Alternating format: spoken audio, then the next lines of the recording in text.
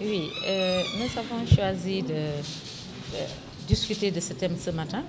Ceci entre dans le cadre de notre agenda, l'agenda du mouvement des enseignants pour un Sénégal émergent. C'est un mouvement qui existe depuis janvier 2019 et qui, depuis lors, mène son bout de chemin. Et nous nous inscrivons sur 3 leviers. D'abord, c'est avec l'axe 2 du PSE, nous organisons des formations pour les enseignants. Et vous voyez, aujourd'hui, nous profitons de cette activité pour les former en informatique, en gestion axée sur les résultats. Des formations qui sont offertes par l'ONFP qui nous accompagne depuis 3 ans. Également, nous nous appuyons également sur notre devoir, notre slogan, le devoir de citoyen de l'enseignant. Nous avons en charge l'éducation des enfants et nous pensons qu'il est de nos devoirs aujourd'hui d'accompagner ce Sénégal émergent, cet élan du Sénégal émergent, donc qui œuvre pour un changement de comportement. Quand on dit changement de comportement, l'école est interpellée en premier et c'est pourquoi depuis 2019 aussi, nous déroulons ce qu'on appelle le projet École propre, École verte pour un Sénégal émergent. Je pense que beaucoup de vos confrères, c'est dans ce cadre qu'on s'est connu. Nous sillonnons les établissements sur demande des chefs d'établissement, accompagnés par des partenaires institutionnels. Ces partenaires institutionnels, c'est la direction de l'hygiène publique, donc disons le ministère de l'urbanisme et de l'hygiène publique.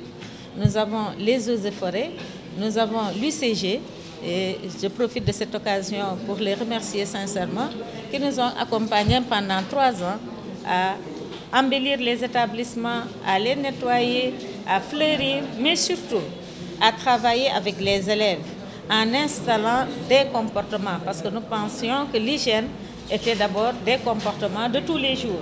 Et nous qui sommes avec les enfants tous les jours, on a pensé que c'est avec nous que ça doit commencer et nous étions dans cela. Jusqu'à l'année dernière, chaque année, nous avons notre agenda. Parallèlement, pour la formation aussi, nous remercions l'ONFP et au-delà de ça, nous organisons le mouvement s'appelle Mouvement des enseignants pour un Sénégal émergent, simplement parce que nous nous appuyons sur l'axe 2 du PSE qui parle de développement du capital humain et qui parle d'école. Et nous organisons chaque année des panels sur des questions qui interpellent l'école. Nous, on ne se prononce que sur l'école. Nous n'avons plus besoin de suivre. Nous avons dépassé cet indicateur.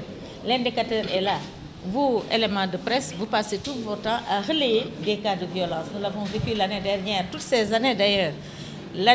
Tout récemment, la COSYDEF a sorti les résultats de son étude sur la violence en milieu scolaire. Et aujourd'hui, nous sommes convaincus qu'à tous les ordres d'enseignement, je dirais jusqu'au supérieur, nous vivons des cas de violence. Donc le constat, on l'a dépassé.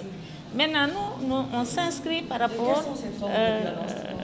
Oui, ces formes sont multiformes, nous allons en parler dans le panel, parce que pour ce panel-là, ce ne sont pas seulement des enseignants qui sont conviés, mais c'est tous les acteurs dans tous les domaines. Nous avons ce matin des juristes, nous avons des sociologues, nous avons des psychologues, nous avons des chefs d'établissement qui, ensemble, vont réfléchir par rapport à cette question-là. Et notre objectif, c'est de sortir un document de base. Le thème, c'est quelle solution pour combattre la violence en milieu scolaire? Parce qu'après avoir fait le constat, nous pensons qu'il est temps d'accompagner les enseignants à faire face à ce fléau. Et ce matin, vous étiez proviseur à l'école, vous connaissez le milieu scolaire, vous savez sans doute ce qui se passe réellement. Quelles sont les formes de violence les plus concrètes à l'école? Très bien, j'ai été professeur, j'ai été censeur, j'ai été proviseur, donc ma vie c'est l'école. Et ces violences sont multiformes. Nous avons les violences physiques, nous avons les violences verbales, nous avons également des violences qui stigmatisent, comme le harcèlement sexuel. On n'en parle pas, ce sont les violences sournoises. Et tous ces cas de violence, nous les vivons à l'école. Voilà. Qu'est-ce qui signifie le choix du parrain, l'ancien comité de la justice? Oui, nous avons choisi le parrain pour 2 raisons. Déjà, il a manifesté son engagement, son intérêt pour toutes les actions du MODES. Mais deuxièmement, quand on le choisissait comme parrain, il était encore le garde des Sceaux. Et nous savons qu'aujourd'hui, il y a une loi qui punit la violence, mais qui n'est pas appliquée dans les établissements, qui est méconnue et des élèves et des enseignants.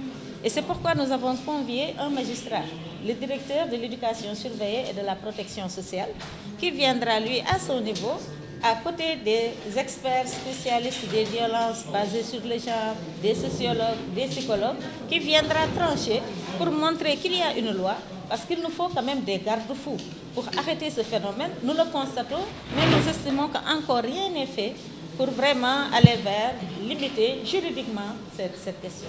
Voilà pourquoi le choix.